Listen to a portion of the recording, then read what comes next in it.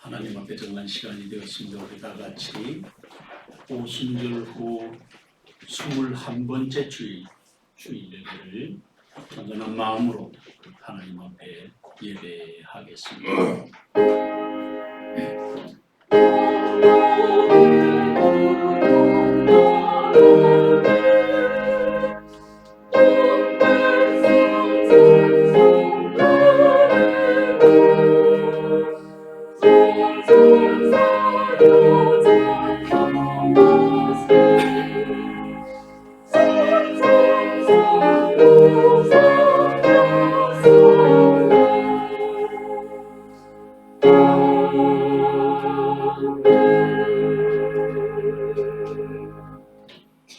오직 나는 주의 풍성한 사랑을 힘입어 주의 집에 들어가 주를 경외함으로 성전을 향하여 예배하리이다. 주께 피하는 모든 사람은 다 기뻐하며 주의 보호로 말미암아 영원히 기뻐 외치고 주의 이름을 사랑하는 자들은 주를 즐거워하리이다. 아멘. 거룩하시고 자비로우신 아버지 하나님, 세상에 사는 날 동안 아버지의 이름을 부르게 하여 주시고 하나님의 성산에 올라 예배하며 아버지의 기쁨 되기에 부족함이 없도록 저희를 인도하여 주시니 진심으로 감사를 드리옵나이다. 세상에 사는 날 동안 주님만이 우리의 삶의 주인 되어 주시고 우리의 갈 바를 알지 못하는 걸음걸음을 인도하여 주셔서 날마다 매 순간마다 아버지의 기쁨이 우리의 삶 속에 가득하게 하여 주시고 주님의 영광을 드러내게 하옵소서. 오늘도 복되고 좋은 날 하나님 앞에 나와 무릎을 연하여 엎드려 싸우니 하늘로부터 강복하여 주시고 땅에 사는 동안 풍성한 은혜와 사랑으로 우리의 삶을 채워 주시옵소서. 예배할 때 성령께서 우리로 한 마음 한 뜻 되게 하여 주시고 아버지 하나님 앞에 향기로운 제물 되게 하옵소서. 예수님의 이름으로 기원하옵나이다. 아멘. 찬송가 71장 찬송하겠습니다.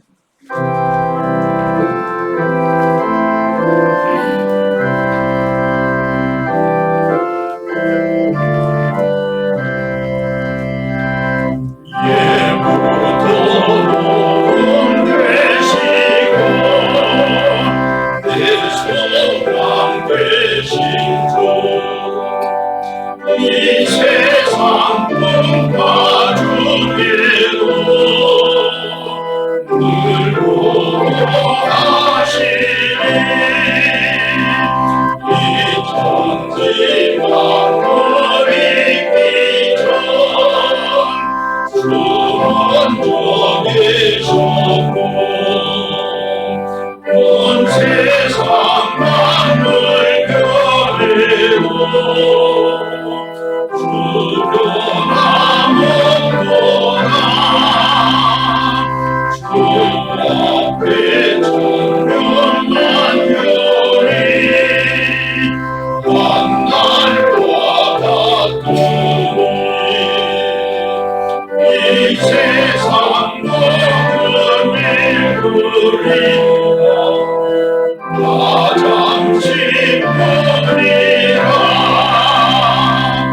세월이 흘러가듯이 인생은 고라니 이 인생 백년 살아도 눈결과 같도다 예보는 되시고 내 소망 되시고 일평생 지나갈고만 늘 보호하소서. 아멘.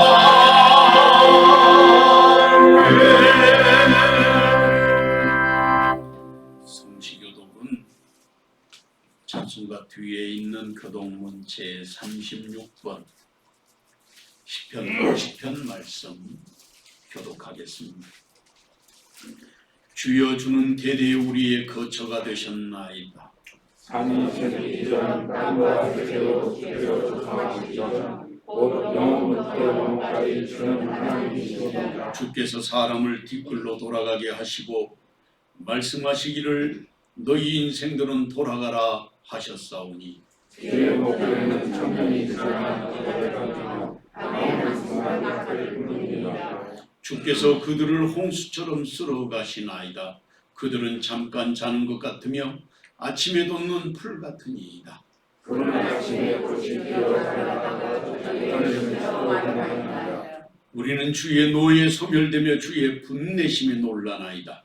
주께서 우리의 죄악을 주의 앞에 놓으시며 우리의 운명한 죄를 주의 얼굴에 닦아내게 하셨사오니 우리의 모든 날이 주의 분노 중에 지나가며 우리의 평생이 순식간에 다하였나이다. 우리의 전수와 지시로 강간하게 하시느라고 그 전세의 사람은 수고와 슬픔뿐이요 신속의 날이 우리가 나아가나이다. 누가 주의 노여움의 능력을 알며 누가 주의 진노의 두려움을 알리이까? 우리에게 우리가 예수 안에서 하시사 새로운 마음을 얻게 하소서. 아멘. 지난 1회 동안에 우리의 삶을 돌아보고 하나님 앞에 겸비한 마음으로 자복하고 회개하는 참회의 시간을 갖겠습니다. 함께 동성으로 기도하겠습니다. 주의 주신 은혜와 사랑을 감사합니다. 아버지 하나님의 것을 알아서 소원하고 참 믿음의 백성이 되게 하옵소서. 내 힘든 우리를 불쌍히 여겨주시고 하늘로부터 주의 사랑을 전해주시고 십자가에 걸리신 주의 보혈로 십자가의 영혼과 우리의 마음을 영혼을 새롭게 하사 주님만이 우리의 삶의 주인 되심을 막론히 하옵소서.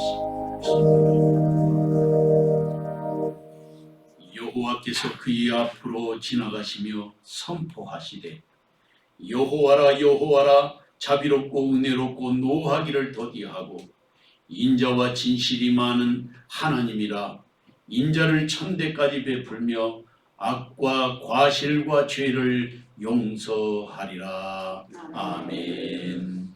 나는 전능하신 아버지 하나님 천지의 창조주를 믿습니다. 나는 그의 유일하신 아들 우리 주 예수 그리스도를 믿습니다. 그는 성령으로인 대대어 동정녀 마리아에게서 나시고 본디오 빌라도에게 고난을 받아 십자가에 못 박혀 죽으시고 장사된 지 4일 만에 죽은 자 가운데서 다시 살아나셨으며 하늘에 오르셔 전능하신 아버지 하나님 우편에 앉아 계시다가 거기로부터 살아있는 자와 죽은 자를 심판하러 오십니다. 나는 성령을 믿으며 거룩한 공교회와 성도의 교제와 죄를 용서받는 것과 몸의 부활과 영생을 믿습니다. 아멘. 자리에 앉으셔서 찬송가 218장 찬송하겠습니다.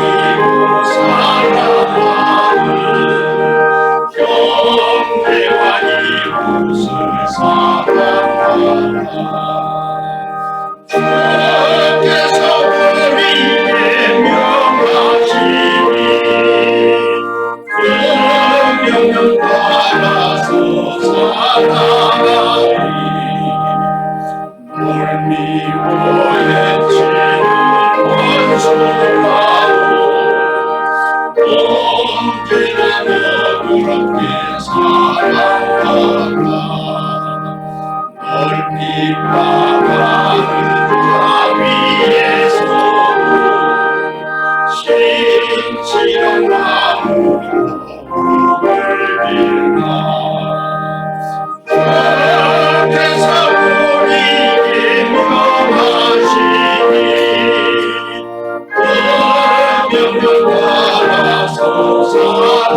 살아가니 나 항상 주님을 멀리하고 경계를 사랑하지 못하였다. 이러한 죄인을 사랑하사 주께서 머물러 주셨다. 선죄의 큰 사랑 받으리며 내 생명과 같이 충성하리.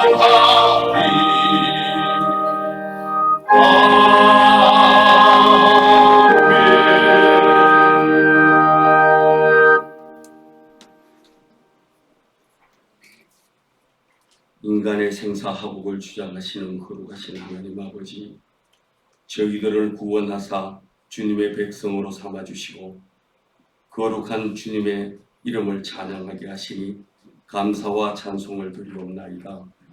오직 하나님께만 영광이요 하나님만을 높여드리는 삶이 되게 하여 주시옵소서. 예배 가운데 주님의 임재하여 주셔서 주님의 충만한 은혜로 채워주시옵소서. 눈동자처럼 저희들을 지켜 보호하시는 하나님, 지난 한 주간도 실천하지 못한 채 저희들은 삶의 고백을 드립니다. 주님은 원인과 이유를 이미 알고 계셔서 행동하는 저희들에게도 생각함을 주셨습니다. 우리는 애써 악한 의도를 숨기려고 하고 불순한 마음을 친절한 행동으로 포장하려 했지만 주님의 눈을 피해갈 수 없음을 이 자리에서 고백합니다. 하나님 아버지, 말하는 것, 행동하는 것, 생각하는 것이 아버지 하나님 앞에 한 주간을 살면서 온갖 교만으로 가득 찼고 불순으로 가득 찼음을 고백합니다. 부족하고 연약한 죄인을 용서하여 주시옵소서.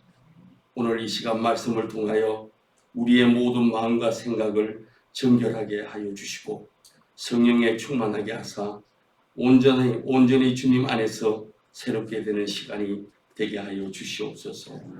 하나님의 교회, 하나님의 계획은 오묘하셔서 우리가 속량할 수 없으며 하나님의 뜻은 분명하셔서 우리가 거역할 수 없습니다. 하나님의 은혜는 너무 커서 우리를 상하게 아니하시고 하나님의 약속은 변함이 없어서 우리를 실망시키지 않습니다. 하나님 앞에 천국의 백성으로 살아가면서 결단하지 못하고 죄에 질질 끌려 살아왔으며 다시 한번 하나님의 약속을 믿고 결단하여 하나님의 백성으로 승리하는 삶을 살아가게 하여 주시옵소서. 이 나라와 민족을 위하여 기도합니다. 이 나라와 이 민족을 주님께서 붙들어 주시고 코로나19로 인하여 아버지 하나님 대면 예배와 비대면 예배로 아버지 교회를 술렁이고 있습니다. 아버지 하나님 아직도 정착되지 못한 채 나라의 명령을 기다리며 예배를 하는 사람들이 많습니다. 아버지 하나님, 언제는 우리가 서로 웃고 존중하며 주님을 찬양했던 이 모임이 나라의 간섭을 받으며 아버지 하나님 예배를 드리고 있습니다. 모든 것이 아버지 하나님 우리의 죄 때문에 일어난 것으로 생각이 됩니다. 주님, 저희를 용서하여 주시옵소서. 아버지 하나님, 이 나라가 다시 아버지 하나님을 자유롭게 부르며 나라의 간섭을 받지 않고 아버지 하나님을 찬양하고 전도하며 뛰며 살아가는 귀한 나라로 아버지 하나님 다시 회복시켜 주시옵소서. 교회를 위하여 기도합니다. 새천년을 준비하여 새 역사를 이루는 교회, 영혼을 사랑하며 생명의 역사하는 교회, 교회를 중심으로 지역사회를 섬기는 교회, 회개하는 가슴으로 민족과 세계를 품는 교회가 되어 강서양천 주계에 죽어가는 영혼들을 구원하는 귀한 방주로 우뚝 서게 하여 주시옵소서. 세영교회가 아버지 하나님 짊어지고 갈 사업을 주님 기억하여 주시옵소서. 하나님의 일을 하고 아버지 하나님의 일을 영화롭게 하는 일에 앞장서는 귀한 교회로 우뚝 서게 하여 주시옵소서. 외국에 나가 있는 선교사님들과 아버지 하나님, 또 우리가 섬기고 있는 아버지 하나님 필리핀의 선교지를 주님 기억하여 주시옵소서. 아버지 한 평안하게 하시고 그곳에도 아버지 하나님의 성령이 임하게 하여 주시옵소서. 사랑의 아버지 하나님, 125회 노회가 성노회가 될 수 있도록 아버지 하나님 은혜를 내려 주시옵소서. 아버지 하나님께서 우리 교회 세영교회 당회장 박근현 목사님을 노회장으로 세워주시고 아버지 하나님 노회 일을 하게 하심도 감사를 드리옵나이다. 아버지 하나님 성노회가 되어서 1년 동안 아무 문제 없이 노회장 임기를 잘 끝낼 수 있도록 아버지 하나님께서 성령의 충만함으로 우리 교회와 목사님 위에 함께하여 주시옵소서. 노회의 안녕과 아버지 모든 일에도 앞장서게 하시고 주의 영광이 임하는 노회가 되게 하여 주시옵소서. 오늘 또 말씀을 들으려고 합니다. 이 말씀이 아버지 하나님 우리 마음에 다가오게 하시고 하나님께 합당하게 하라는 제하의 말씀을 통하여 우리가 마음을 옥깃을 여미며 마음도 여미며 아버지 하나님 앞에 정말로 합당한 자로 살아가는 말씀으로 아버지 하나님 함께 하옵소서.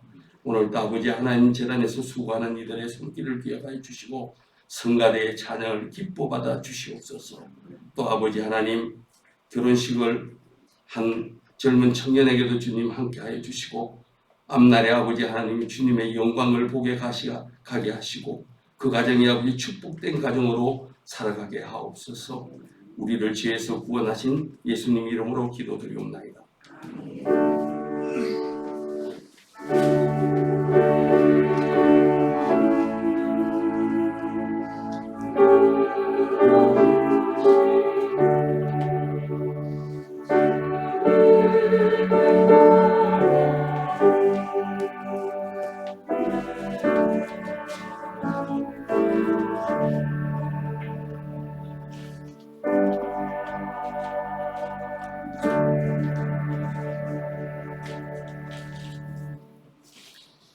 오늘 하나님께서 우리에게 주신 말씀은 신약 성경 데살로니가 전서 2장 1절에서 12절 말씀까지 공독해 드리겠습니다.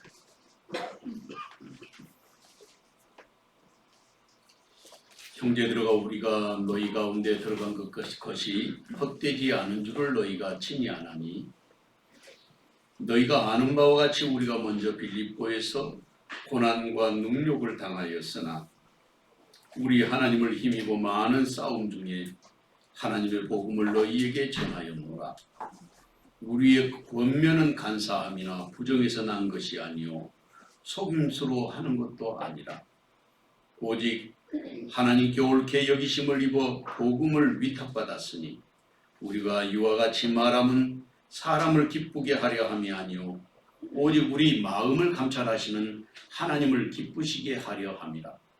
너희도 알거니와 우리가 아무 때에도 아첨하는 말이나 탐심에 탈을 쓰지 아니한 것을 하나님이 증언하시느니라. 또한 우리는 너희에게서든지 다른 이에게서든지 사람에게는 영광을 구하지 아니하였노라. 우리는 그리스도의 사도로서 마땅히 권위를 주장할 수 있으나 도리어 너희 가운데서 유순한 자가 되어 유모가 자기 자녀를 기름과 같이 하였으니 우리가 이같이 너희를 사모하여 하나님의 복음뿐 아니라 우리의 목숨까지도 너희에게 주기를 기뻐함은 너희가 우리의 사랑하는 자 됨이라. 형제들아, 우리의 수고와 애쓴 것을 너희가 기억하리니 너희 아무에게도 폐를 끼치지 아니하려고 밤낮으로 일하면서 너희에게 하나님의 복음을 전하였노라. 우리가 너희 믿는 자들을 향하여 어떻게 거룩하고 옳고 흠없이 행하였는지에 대하여 너희가 증인이요 하나님도 그러하시도다. 너희도 아는 바와 같이 우리가 너희 각 사람에게 아버지가 자기 자녀에게 하듯 권면하고 위로하고 경계하노니 이는 너희를 부르사 자기 나라와 영광에 이르게 하시는 하나님께 합당히 행하게 하려 함이라. 아멘. 성가대에 찬양이 있겠습니다.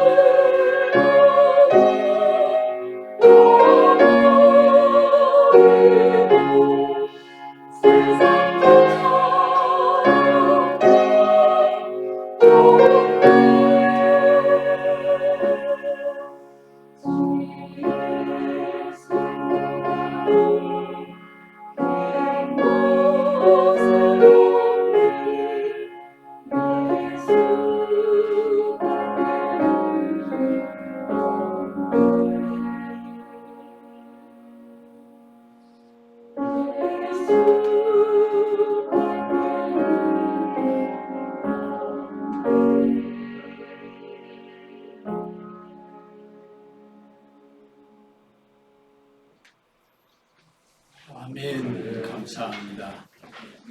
우리 성가대 박수 한번 하죠. 오늘 아침에 나오기 전에 잠깐 방송을 보니까 어떤 아줌마가 나와서 어디 공원에 나온 것 같아요. 올 1년은 코로나19가 우리 1년을 도둑질해 갔다고. 성가대 찬양도 못하지요. 교회 예배도 못 드리게 하지요. 이게 마귀 짓이 아니고 뭐겠어요. 하나님께서 그래도 우리 마음을 지킬 수 있게 하시고 또 은혜 가운데서 하나님의 교회를 사모하는 마음으로 나올 수 있게 하신 것을 정말 감사하게 생각합니다. 주의를 지킨다는 것은 정말 소중한 것입니다. 하나님 그래서 늘 주의를 지키는 사람들에게 복 주시고 은혜 주신 역사적인 증거들이 있어요. 주의를 어긴 나라는 반드시 망했습니다. 그러니까 나라만 망하는 게 아니에요. 개인의 삶도 그래요. 하나님 앞에서 안식 후 첫날, 유대인들은 안식일을 지켰지만 우리는 안식 후 첫날을 지킨 이유가 예수님이 부활하신 날을 기념해서 모인 것입니다. 그러니까 또 다른 안식일과 같은 날이 바로 안식 후 첫날, 예수님이 부활하신 날, 그날을 우리가 오늘도 기억하고 예배하는 것입니다. 우리 국민들이 제일 좋아하는 스포츠가 있다면 스포츠 가운데 하나가 바로 축구 아니겠습니까? 축구하면 2002년이 기억에 나는데 그때 사랑의 동산 영성훈련을 하고 있는데 영성훈련을 받고 있는 주바라기들이 다른 건 다 안 해도 좋으니까 축구 꼭 봐야 된다는 거예요.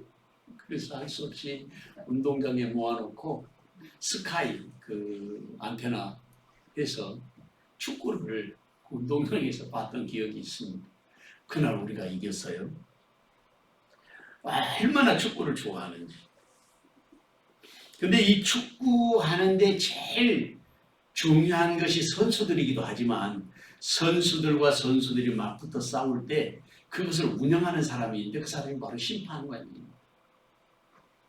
심판관이 되려면 반드시 심판이 아무나 하면 안 되고 심판으로서 그 경기를 운영할 수 있는 자질을 갖춰야 됩니다. 자격이 있어야 되는 거예요. 우리나라에도 피파의 국제심판 특별 공로상을 받았던 사람인데 그분이 바로 이우현이라고 하는 심판입니다. 근데 이분이 심판이 갖춰야 될 3요소가 있다고 그렇게 말했습니다. 첫째는 양심이고 둘째는 인격이고 셋째는 신의를 가진 사람이어야 한다. 그렇게 말했습니다. 이안 블란차드라고 하는 그 세계 축구협회에 심판위원장이 있는데 2008년에 국내 1급 심판 중에서도 선별된 엘리트 심판들을 모아가지고 특별 강의를 했습니다. 거기서 축구 심판으로서 갖춰야 될 4가지 자질을 이야기했습니다. 거기에 축구 심판이 가져야 될 4가지 자질이 뭐냐면 첫째는 원활한 의사소통이 될 수 있어야 된다. 두 번째로는 축구에 대한 폭넓은 지식이 있어야 된다. 셋째로는 신체 조건이 심판이 갖춰야 될 만큼 튼튼해야 된다. 선수들과 같이 뛰어야 합니다. 네 번째로는 경기 운영을 잘하는 최고의 책임자로서의 자질을 갖춰야 된다. 조금 더 설명을 하면 원활한 의사소통이라는 것은 선수들이 국제적이잖아요. 그러니까 국제어로 소통이 가능할 만큼 언어적 자질이 있어야 된다는 거예요. 영어를 한다든지 또 불어나 스페인어를 한다든지 이런 언어적 자질을 갖춰야 된다는 거예요. 의사소통이 돼야 되니까. 그 다음에 두 번째는 폭넓은 지식인데 심판이 가져야 될 기본적인 지식, 그러니까 경기 규칙이라든지 또 양팀 선수의 전력이라든지 선수의 특징이라든지 심판의 자리에 들어가서 경기만 운영하는 것이 아니라 선수들의 특성이나 그들의 재질까지도 다 파악을 해야 진짜 1등 심판이 된다는 것입니다. 또 세 번째로는 신체적인 조건도 아주 튼튼해야 된다는 거예요. 그래서 넓은 시야를 확보할 수 있어야 되고 또 좋은 시력과 체력을 갖춰야 선수들과 함께 운동장에서 뛰는 거예요. 그 다음에 네 번째 조건이 있는데 그것은 한 경기를 운영하는 경영자의 마인드가 있어야 된다는 거예요. 이 경기를 어떻게 운영해야 정말 좋은 경기로 정말 사람들이 생각할 때 질적으로 높은 수준의 경기라고 인정할 수 있을 만큼 그런 심판이 돼야 된다는 거예요. 계속으로 오심을 한다든지 그런다면 이게 경기 자체를 아주 문제가 되게 만들어버리기 때문에 심판에 이런 네 가지 자질이 반드시 필요하다 그랬습니다. 오늘날 하나님의 교회에 있어서도 목회자도 역시 마찬가지로 자질이 있어야 되고 주의 교회를 이끌어갈 수 있는 그런 능력들을 갖춰야 되고 세상 심판도 그런데 주의 종들은 더 할 것 아니겠어요? 그것뿐만 아니라 교회에서 주의 일을 하기 위해서 세우심을 입은 장로님이나 권사님이나 또 우리 안수 집사님들, 교회 직분자들 그분들도 그런 자질을 갖출 수 있도록 스스로 노력하고 공부하고 또 준비된 사람이어야만 그런 사람들을 통해서만 이 경기가 정말 수준 높은 경기로 운영해 갈 수 있게 되는 것이다. 그렇게 우리가 이해할 수 있을 것입니다. 그런 의미에서 오늘 본문 12절 말씀을 보면 하나님의 부르심을 받은 그리스도인들은 어떤 자세로 살아야 할 것인가 그것을 설명하고 있어요. 저는 말씀을 준비하면서요 굉장한 은혜가 됐어요. 왜냐하면 이 12절 말씀이 핵심인데 이 말씀을 보니까 뭐라고 말하고 있느냐면 이는 너희를 부르사 그 다음 말씀이 중요한데 너희를 부르사 자기 나라가 무슨 나라예요? 하나님의 나라. 하나님의 나라를 말하는 거예요. 영원한 하나님의 나라, 천국을 말하는 거죠. 하나님의 나라와 그 다음에 영광에 이르게 하시는 그 하나님의 나라의 영광 그리고 하나님의 영광에 도달하게 하기 위하여 우리를 부르셨다는 것입니다. 그래서 어떻게 하나님이 우리를 부르시고 그리고 살아가게 하시느냐면 그 다음에 말씀이 나오시죠. 하나님께 합당히 행하게 하려 함이라고 했습니다. 하나님께 합당하게 행하는 사람이 되라. 우리가 믿음으로 구원을 받는다. 이게 종교개혁의 모토잖아요. 그런데 성경을 읽어보면 특별히 요한계시록을 읽어보시면 거기에 그 행위대로 심판하신다. 우리의 행위대로 갚으신다. 행위대로 하나님이 역사하신다고 계속해서 반복해서 나와요. 요한계시록을 여러분 자세하게 읽어보세요. 행위대로 갚으신 거예요. 그래서 우리 마음이 언제든지 하나님의 나라에 합당한가 우리의 말과 우리의 생각과 우리의 행동이 하나님의 나라에 합당한가? 그것을 우리가 생각하면서 살아야 할 것입니다. 그래야만 하나님의 자녀로서 행동하는 사람이 될 수 있기 때문입니다. 누가 그렇게 하나님의 자녀된 삶을 살아야겠습니까? 말씀을 통해서 주님이 원하시는 하나님의 자녀된 우리의 삶을 정확히 정리해 볼 필요가 있을 것입니다. 이 귀한 종이 이 시간 저와 여러분에게 함께 하시기를 주님의 이름으로 축원합니다. 첫째로, 그리스도인은 하나님을 기쁘시게 하는 사람이어야 합니다. 본문 1절에서 4절 말씀을 다 같이 한 목소리로 읽어보겠습니다. 형제들아, 우리가 너희 가운데 들어간 것이 헛되지 않은 줄을 너희가 친히 아나니 너희가 아는 바와 같이 우리가 먼저 빌립보에서 고난과 능력을 당하였으나 우리 하나님을 힘입어 많은 싸움 중에 하나님의 복음을 너희에게 전하였노라. 우리의 권면은 간사함이나 부정에서 난 것이 아니요 속임수로 하는 것도 아니라 오직 하나님께 옳게 여기심을 입어 복음을 위탁받았으니 우리가 이와 같이 말하면 사람을 기쁘게 하려 함이 아니요 오직 우리 마음을 감찰하시는 하나님을 기쁘시게 하려 함이라. 아멘. 본문의 말씀에서 무엇이 헛되지 않았다는 말씀입니까? 그것은 바울 사도가 데살로니가에 들어가서 데살로니가 교회에 복음을 전한 것이 헛되지 않았다는 것입니다. 그리고 데살로니가 교회에서도 이미 빌립보에서 고난을 당하고 능욕당한 것을 알고 있다는 거예요. 사도행전 16장 말씀을 보면 빌립보에서 바울 사도가 길을 가는데 계속해서 귀신 들린 여자가 쫓아와가지고 바울 사도하고 실라를 계속해서 괴롭게 한 거예요. 그러니까 바울 사도가 뒤돌아서서 꾸짖었죠. 그 여자에게서 더러운 귀신아 나가라. 그 여자가 깨끗해졌어요. 이 여자가 점을 쳐서 주인에게 돈을 벌어주는 돈방석이었는데 주인이 보니까 이 여종이 귀신이 나가놓으니까 점을 못 치잖아요.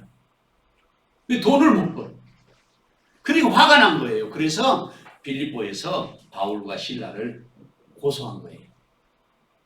근데 묻지도 따지지도 않고 이 고소한 사람들이 아마 빌립보에 상당한 수준에 있는 사람들이었던 것 같아요.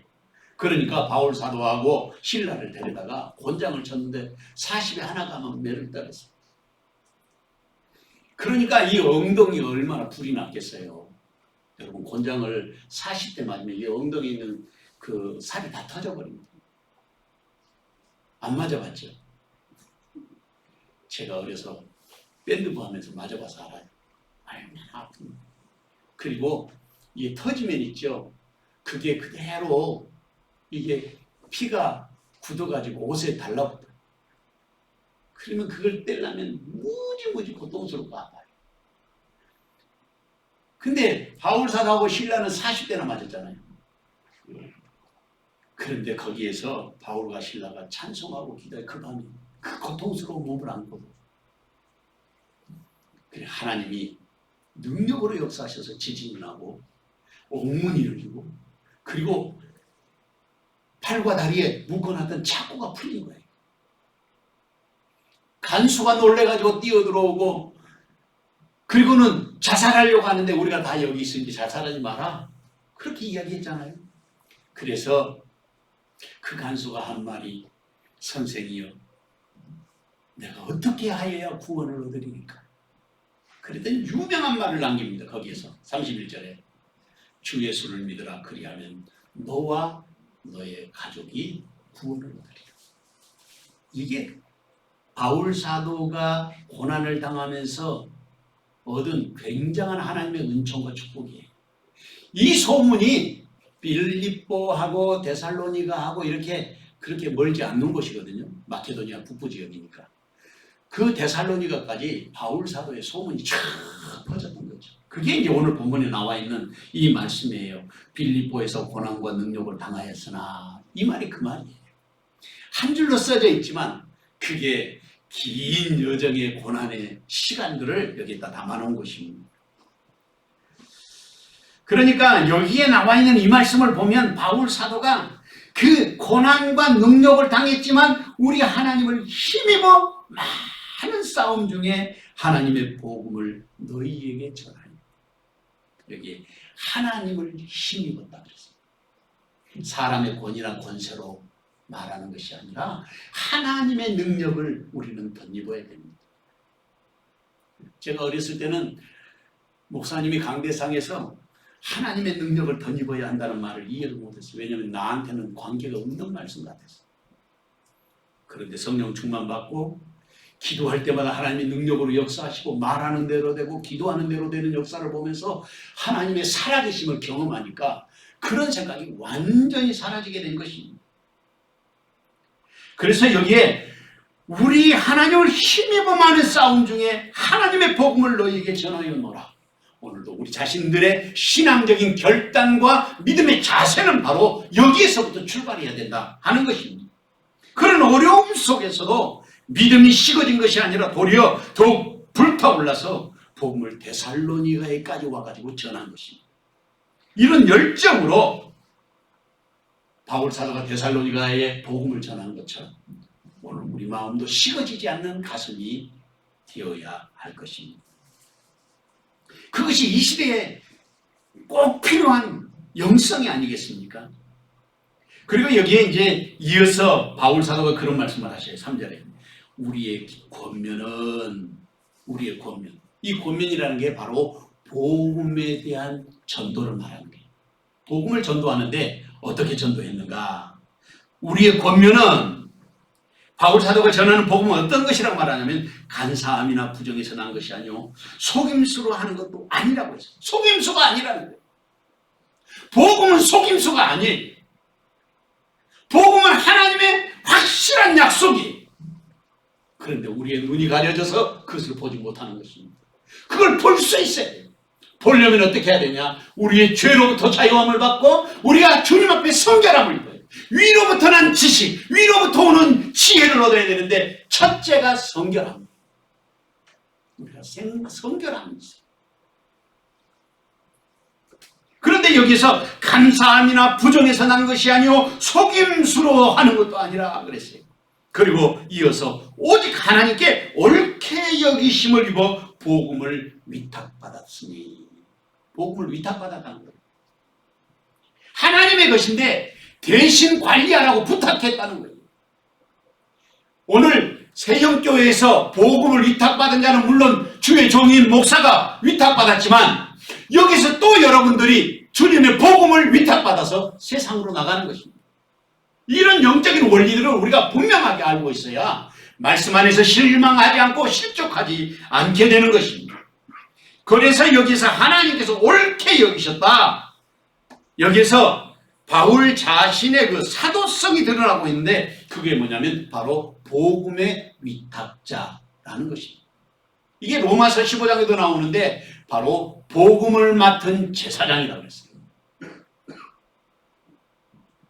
복음에 위탁받은 사람, 기본적으로 하나님 앞에서 그런 사람은 어떻게 되어야 하느냐면 옳게 여기심을 받아야 한다. 하나님이 인정하는 사람이어야 한다는 것입니다. 그것을 때독기 말씀에 따라 그러는데 이게 무슨 뜻이냐면 시험을 통과하고 하나님 앞에서 검증되어진 사람이라는 뜻이에요. 그러니까 주의 종으로 이임받은 사람들은 바로 복음을 위탁받은 길에 서 있는 사람들입니다. 그래서 하나님께서 신뢰하시고 복음을 맡겨주십니다.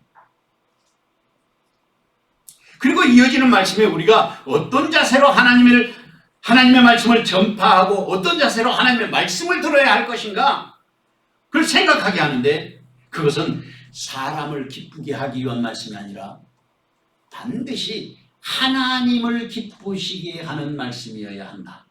이렇게 가르치고 있어요. 오직 우리 마음을 감찰하시는 하나님을 기쁘시게 하려 합니다. 그러니까 오늘 우리의 삶은 어떤 상황이든지 무슨 일을 당하든지 그 속에서 반드시 찾아야 할 것이 있는데 그게 뭐냐면 하나님을 기쁘시게 할 수 있는 방법을 찾아야 됩니다. 어떻게 하면 하나님을 기쁘시게 할까? 이게 우리의 삶의 가장 중요한 기본이 되어야 하고 그것이 마지막 결론이기도 해야 되는 거예요. 우리를 감찰하시는 하나님이라고 여기 본문에 나와 있는데 감찰하는 하나님이라는 단어는 시험하고 조사한다는 그런 의미가 있습니다. 이 말씀을 시간을 달리해서 보면 시험하고 조사해 와서 하나님께서 인정하시는 사람이 되었다. 그런 뜻이 되는 거예요. 나도 하나님께서 인정하시고 시험하고 조사해보고 하나님께서 나를 세우셨다고 하는 사실을 우리가 생각한다면 그것보다 더 기쁜 일은 없을 것입니다.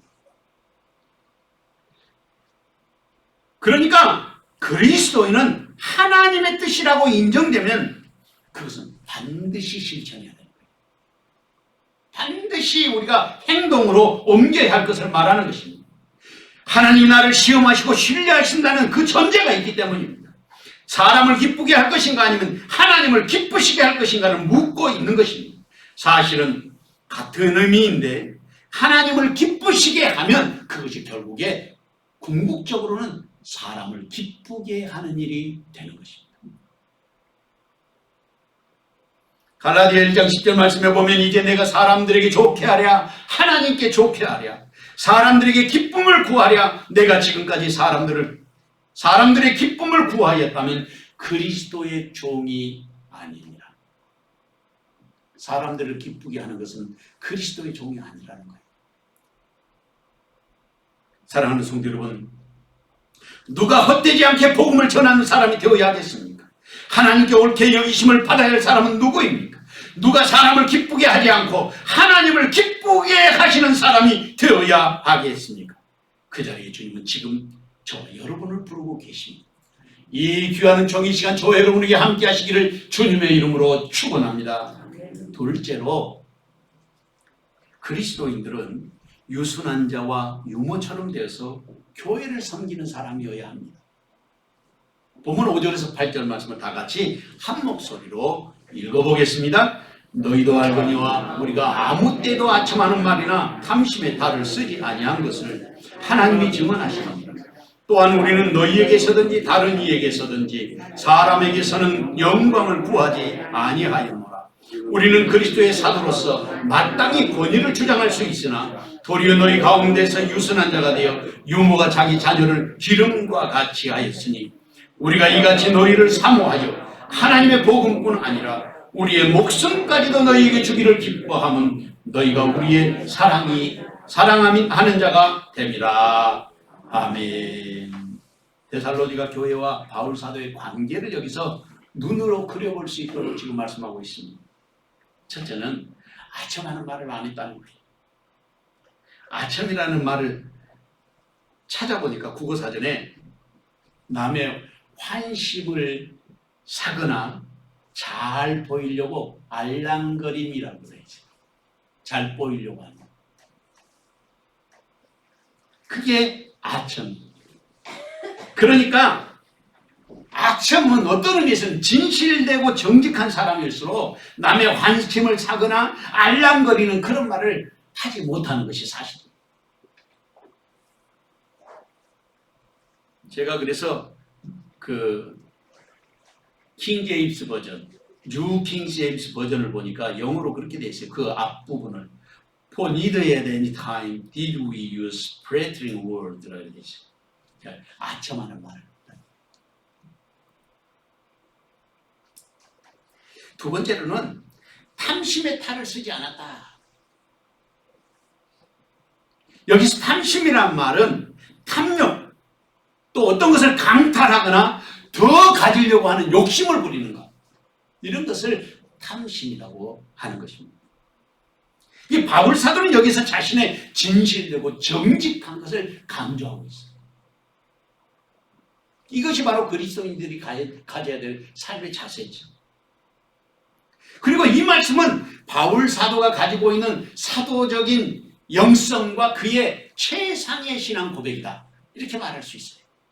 또 세 번째로는 바울 사도가 그렇게 말합니다. 6절 이하의 말씀을 보면 또한 우리는 너희에게서든지 다른 이에게서든지 사람에게서는 영광을 구하지 아니하였노라. 사람에게서는 영광을 구하지 않았다는 거예요. 바울 사도의 청렴성 그리고 그 고상함이 드러나는 말씀입니다. 우리도 그렇게 살아야 참 믿음의 길을 걷는 것이라고 말할 수 있을 것입니다. 다시 보면 7절 이하의 말씀을 보면 우리는 그리스도의 사도로서 마땅히 권위를 주장할 수 있으나 도리어 너희 가운데 유선한 자가 되어 유모가 자기 자녀를 기름과 같이 하였으니 우리가 이같이 너희를 사모하여 하나님의 복음뿐 아니라 우리의 목숨까지도 너희에게 주기를 기뻐함은 너희가 우리의 사랑하는 자 때문이라. 그렇게 말하고 있습니다. 여기서 사도권을 가진 주의 종들의 당연한 권리, 그게 바로 권위를 주장할 수 있다, 이렇게 말하고 있습니다. 이걸 바로스라 그러는데 마땅히 권위를 주장할 수 있음에도 불구하고 그런 것을 취할 것으로 여기지 않았다는 거예요.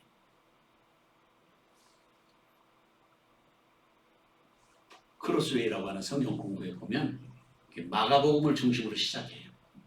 근데 그게 대주제가 뭐냐면 servant king이에요. 왕은 왕인데 종으로 섬기는 왕.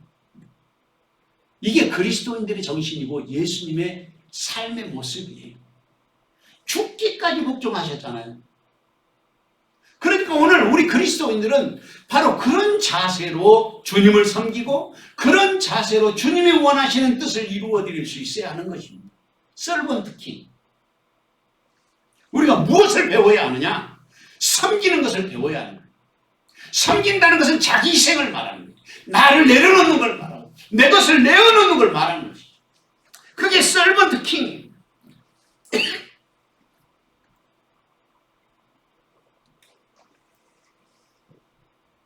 데살로니가 교회를 향해서 그렇게 권위를 주장할 수 있음에도 불구하고 우리가 유선한 자가 되고 또 유모같이 너희를 대했다는 것입니다. 이게 그리스도인들이 가져야 될 중요한 삶의 자세고 태도입니다. 한 가지 더 중요한 것이 있는데 여기 본문의 말씀을 잘 요약해 보면 첫째는 사모하는 마음을 가져야 되고 둘째는 하나님의 복음을 가진 사람이에요. 복음. 셋째로는 목숨까지도 내어놓을 수 있는 각오와 자세를 가져야 한다. 이렇게 있죠. 이것이 바로 데살로니가 교회를 사랑하는 바울 사도의 지도자 정신, 리더십이었습니다. 이것이 바로 그리스도인들의 정신이어야 한다. 시대를 향해서. 교회에서는 주의 종들이 리더십을 발휘하지만 세상에 나가서는 그리스도인들이 리더십을 발휘해야 됩니다. 그것을 못하니까 사람들이 자기들의 기대 수준을 못 미쳐서 우리를 손가락질하는 거예요. 예수 믿는 사람이나 안 믿는 사람이나 똑같은, 아니 예수 믿는 사람은 더 지독하다는 거예요. 그래서 아무개 집사가 나가는 그 교회는 자기는 절대로 안 나가요. 그런 예수는 나는 절대로 안 믿겠다. 그렇게 말하잖아요. 그런 말을 수도 없이 들었어요. 저만 듣겠어요? 여러분도 듣고 또 스스로 말하는지도 몰라요. 내 입으로. 근데 그것이 잘못입니다. 마태복음 11장 29절에 30절 말씀에 보면 나는 마음이 온유하고 겸손하니 나의 멍에를 메고 내게 배우라 그리하면 너희 마음이 힘을 얻으니 이는 내 멍에는 쉽고 내 짐은 가벼움이니라. 사랑하는 성도 여러분, 주님은 지금도 우리에게 유순한 자 되기를 원하십니다.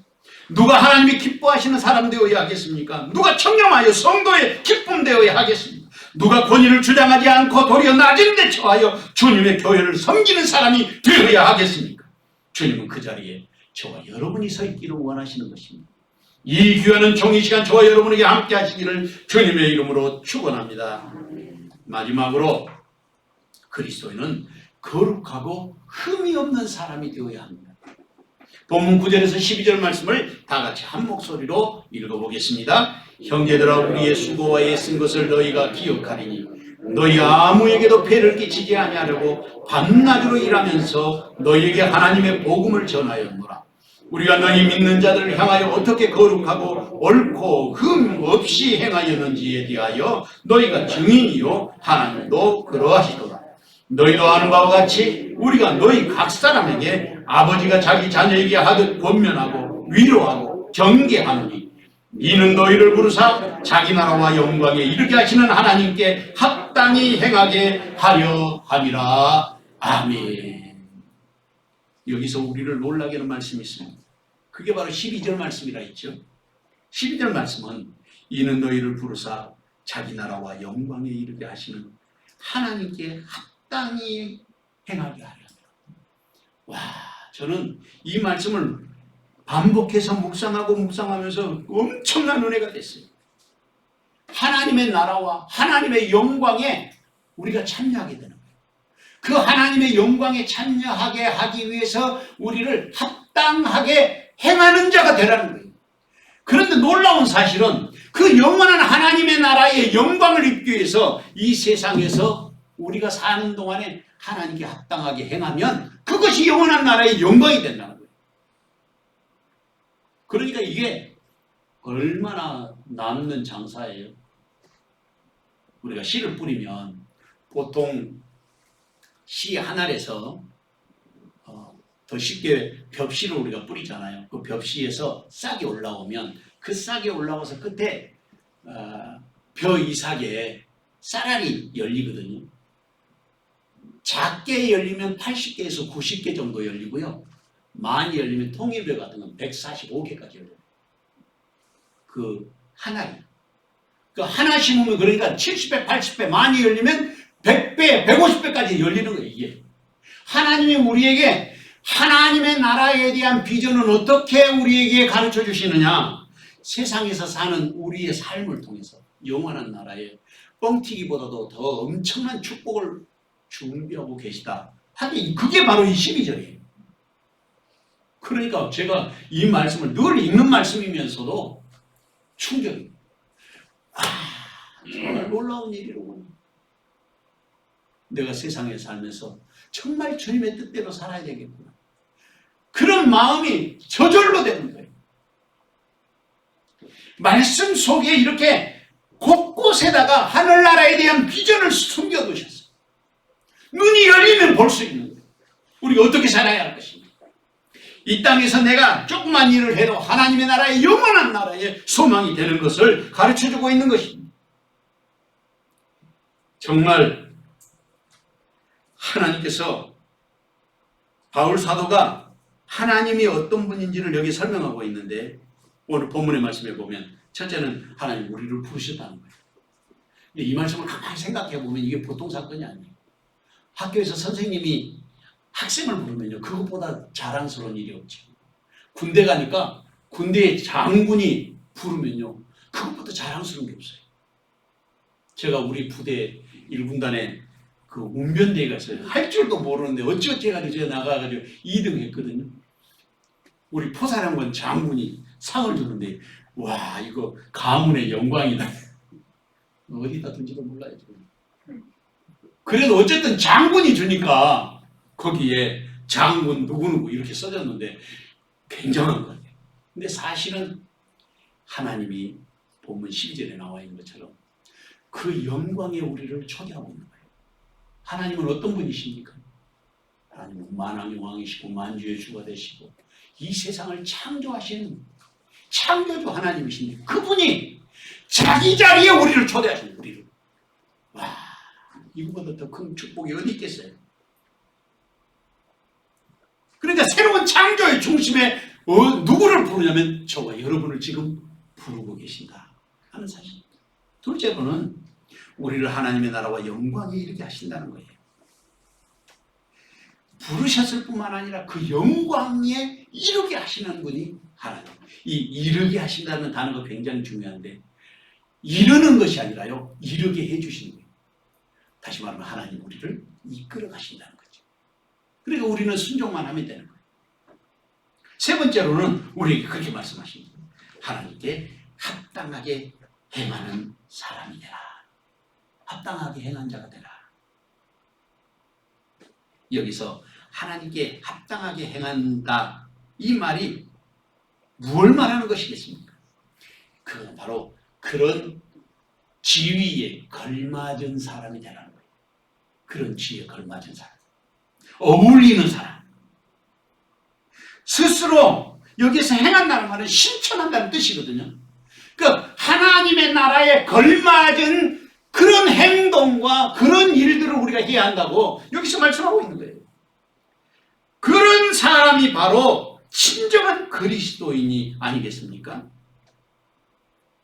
다시 본문 9절 이하의 말씀을 보면 바울 사도가 어떻게 복음을 위해서 사역했는지를 설명하고 있습니다. 첫째는 수고와 애쓴 것을 너희가 기억해라. 둘째는 데살로니가의 성도에 아무에게도 폐를 끼치지 않으려고 밤낮으로 일하면서 복음을 전했다. 다른 사람에게 누가 되면 안 된다는 거예요. 다른 사람에게 누가 되면 안 돼요. 세 번째로는 그리스도인으로 살아가는 삶에 모범을 보였는데 어떻게 모범을 보였냐? 모든 사람들 앞에서 거룩하고 옳고 흠없게 살아라. 거룩이라는 말은 경건하게 산다는 걸 말해요. 경건하는 것은 뭘 말하는 것입니까? 하나님 앞에 예배하고 기도하고 말씀대로 살아가는 걸 말하는 거예요.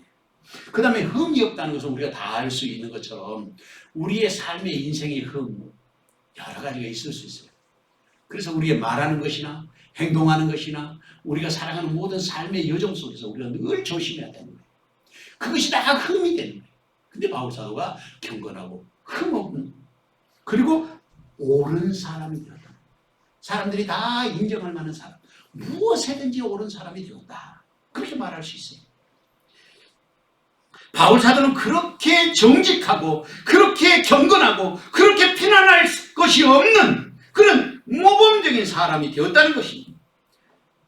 오늘도 그런 헌신적인 삶을 살았던 바울 사도를 통해서 오늘 바울 사도가 데살로니가 교회 성도들에게 보여준 것이고 성도들은 그것을 보고 알았다는 것입니다.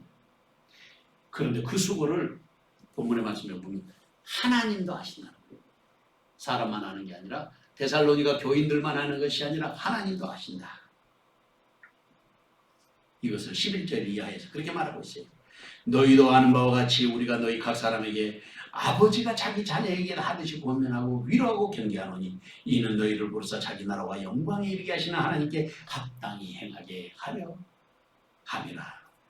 오늘도 말씀을 통해서 주님이 우리에게 권면하시고 위로하시고 경계하시는 목적이 어디 있는가? 그걸 말씀하고 있습니다. 그것은 바로 우리가 하나님의 나라와 그 영광에 참여할 자격을 갖추게 하기 위해서 그렇게 합당하게 행하게 하신다는 거예요. 로주 알토이르라는 마을에 요한이라는 우편배달부가 있었습니다. 똑같은 거리를 자전거를 타고 날마다 배달을 하니까 편지를 배달하니까 편지 왔어요, 소포 왔어요. 똑같은 길을 다 헐왕복하다 보니까 이 5년, 10년, 15년 그렇게 열심히 살았어요. 그런데 나이가 이제 중년쯤 되니까 이게 나한테 무슨 의미가 있나? 혹시 예배 드리면서 그런 생각 들지 않습니까? 주일날 교회 가고 이번에 팬데믹으로 인해서 이게 놀아보니까 주일날도 참 놀만하고 세상 사람들 정말 신나게 노는데 나는 그동안에 못했는가 이런 것도 못하고 하나님의 나라에 합당하게 하기 위해서 우리를 부르시는 거예요. 그래가지고 너무 단조로우니까 내가 뭐 다른 거를 하면 안 될까 생각을 했는데 이 사람이 마치 믿음의 사람이었어요. 그래서 하나님께 기도했어요. 그랬더니 하나님이 다람쥐 쳇바퀴 돌아가는 그 삶에 대해서 야, 너가 생각을 해봐라. 뭘 하면 좋을지 하나님이 가르쳐 주신 게 아니고 너가 생각하라는 거예요. 스스로. 그래서 체부 그 가방을 이제 메고 이렇게 달리다가 생각을 해보니까 그냥 달릴 게 아니고 자전거를 달릴 때마다 여기다가 가방 속에다 씨앗을 같이 담아가지고 그 씨를 뿌리자. 가는 길로 오면서 뿌리고 가면서 뿌리고 계속해서 뿌리기 시작했어요. 하루 이틀 사흘 나흘 1년이 가고 2년이 가고 세월이 지났는데 이 우체부가 지나는 길은 다 꽃길이 되는 거예요. 무엇을 가르쳐드리고 싶은 것이냐면 오늘도 우리가 사랑을 뿌리고 자비를 뿌리고 은혜를 뿌리면 황막하던 길도 꽃길이 되는 것입니다. 내가 뿌려야 되는 거예요. 다른 사람이 뿌리는 게 아니에요. 사람들이 제가 언젠가 지나면서 얼핏 들으니까 그런 말이 들려요. 우리 교회는 사랑이 없다. 자기가 사랑이 없는 거예요. 씨를 안 뿌리니까 없지. 뿌려보세요. 그걸 가르쳐 주는 건 아니겠습니까?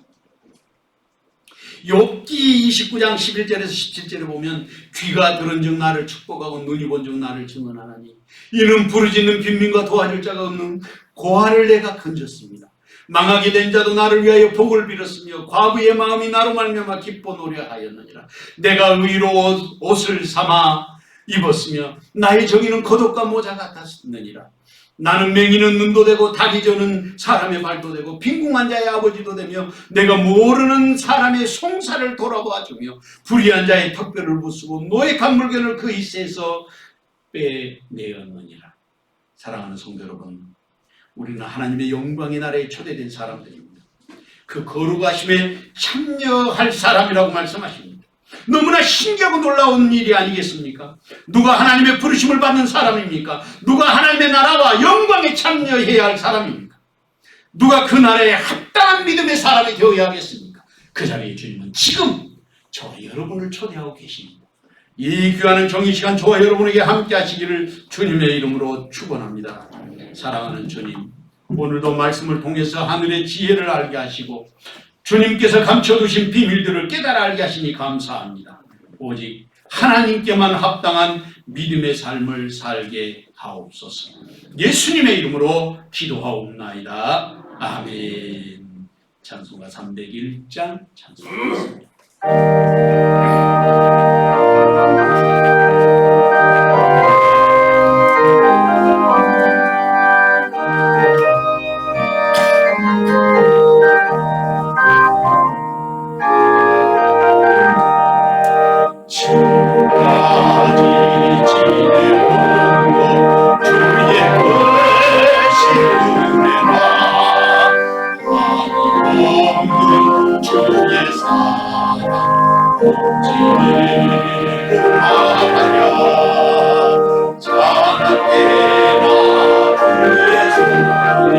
항상 살펴주시고 모든 일을 주관해서 형통하게 하시네. 강도 연약하다 세임받아 사랑해 의지우시니 주님의 족하다 나가 없는 거리에나 험한 산길 헤매네 주의 손을 굳게 잡고 찬송하며 가리라. 주같이 배울라니 날로 바라봐 눈짐 죽게 하며 무슨 날도 멀간데 나를 위해 예비하신 고향집에 돌아가 아버지의 품 안에서 영원으로 살리라. 사랑하는 주님, 영광과 존귀를 주 앞에 드려오니 주님 받으시고 하늘에서 기뻐하여 주시옵소서.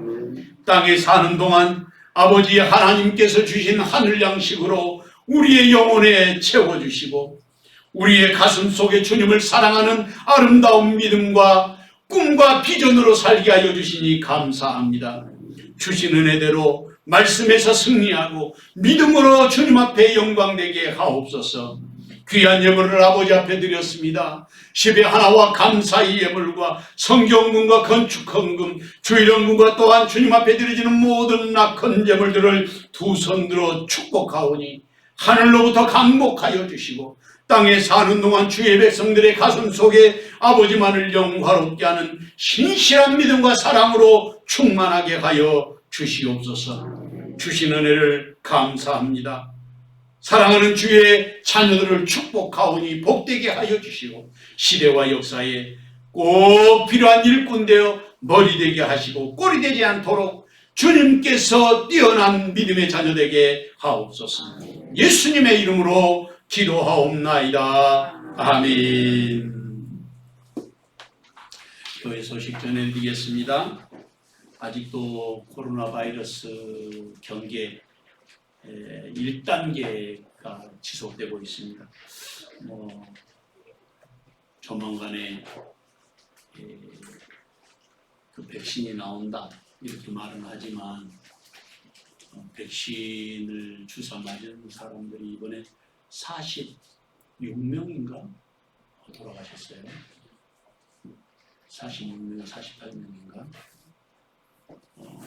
그래서 백신을 이왕재 박사가 바이러스 박사랍니다. 자기 전공이 비타민 C 박사가 아니고 자기가 바이러스 전공인데 그분이 하시는 말씀이 이렇게 옮겨가면 감기약이 없는 이유가 그래서 이 바이러스가 변형이 되니까 약이 없다는 거예요. 우리가 손 잘 씻고 또 마스크 하시고 그다음에 제가 드린 비타민 C 열심히 드시고 우리 몸에 건강이 유지되려면 비타민 C가 없으면 레몬이라든지 뭐 이런 거 많이 드시면 돼요. 꼭 건강히 유지할 수 있도록 해주시고 그것 때문에 겁이 나갖고 안 나오시는 분들이 너무 많은데 이제 나오셔도 될 것 같아요. 다른 데 다 다니잖아요. 예배 드리는데 어려움이 없다 하는 사실을 꼭 기억하시고 가정에서 예배 드리는 분들도 교회에서 모여서 예배하는 것이 교회입니다. 교회라는 것이 부르심을 받은 사람들의 모임이라는 뜻이에요. 꼭 잊지 마시고 해주시면 감사하겠습니다. 어제 우리 이호채 집사님, 김현숙 권사님 아들, 큰아들 장가 보내가지고 얼굴이 빛이 나네 보니까. 그래서 오늘 교회에서 밥은 지금 아직도 못 먹게 하지만 떡을 이렇게 예쁘게 포장도 하고 사각으로 이렇게 다 해가지고 다 가실 때 하나씩 갖고 가셔요. 맛있는 떡을 했답니다. 그리고 늘 우리 성도들에게 감사한 것은 말씀을 가까이 하는 걸 참 감사하게 생각합니다. 그래서 우리 오선미 권사님이 성경 또 타자로 또 이독을 하셨던 세상에 오선미 권사님 나오신 선물이 바뀌었어요. 이스라엘에서 온 그거는 다 이제 박수하겠습니다.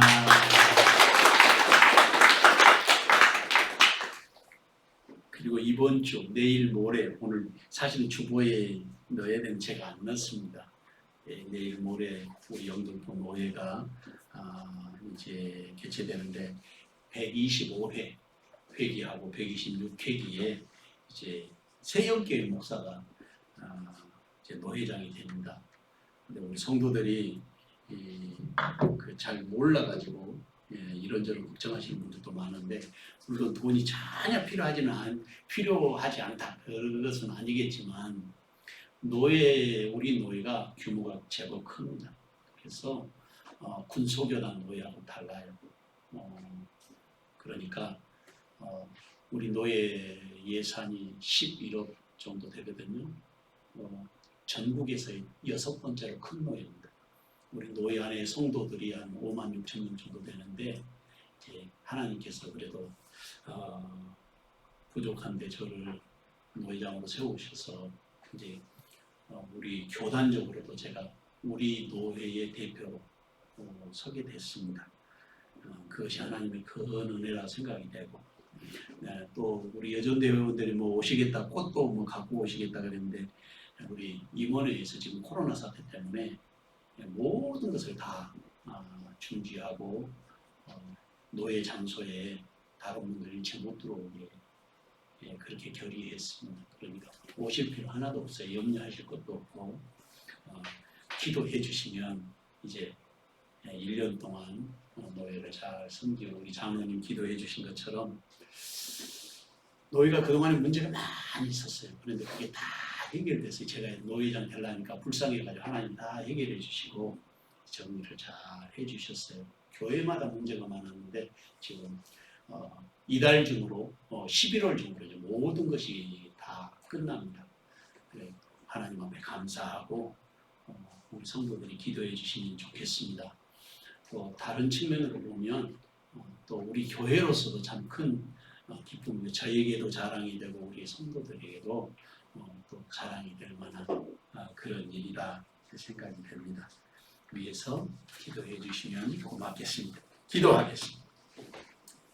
이제는 교회 머리 되신 우리 주님 예수 그리스도의 은혜와 아버지 하나님의 극진하신 사랑과 성령의 감동 감화 위로 교통하심과 그 복 주시는 은혜의 역사가 사랑하는 세상의 모든 권속들 머리 위에와 저들의 가정과 일터와 사랑하는 자녀손들 머리 위에 또한 주께서 복 주시기로 약속하신 사랑하는 세영재단 위에 지금부터 영원토록 함께 계시옵기를 간절히 축원하옵나이다. 아멘.